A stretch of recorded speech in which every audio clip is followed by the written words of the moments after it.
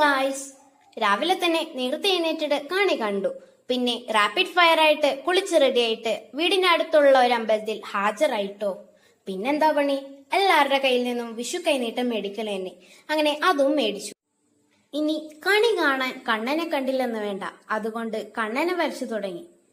വരച്ച് ഏതാണ്ട് ഇതുവരെ നശിപ്പിച്ചിട്ടുണ്ട്. രാവിലെ തൊട്ട് ഫ്രൂട്ട്സും സ്വീറ്റ്സും കുറെ കഴിച്ചുകൊണ്ട് വലിയ വിശപ്പൊന്നില്ലെന്നേ. അതുകൊണ്ട് കാര്യമായിട്ടൊന്നും തിന്നില്ല കേട്ടോ. സൂക്ഷിച്ചു നോക്കണ്ട, പുതുമഴയുടെ തുടക്കം തന്നെ. അപ്പൊ അമ്മ പറഞ്ഞു പായസം ഉണ്ടാക്കാൻ ചില സാധനം വേണമെന്ന്. അങ്ങനെ എന്റെ കുതിരവണ്ടിയിൽ സവാരി ചെയ്ത് സാധനമെല്ലാം മേടിച്ചു. പിന്നെ എന്താ, പായസം കൂടി തന്നെ. മാത്രമല്ല അച്ഛന്റെ വക പടക്കം പൊട്ടിക്കലും.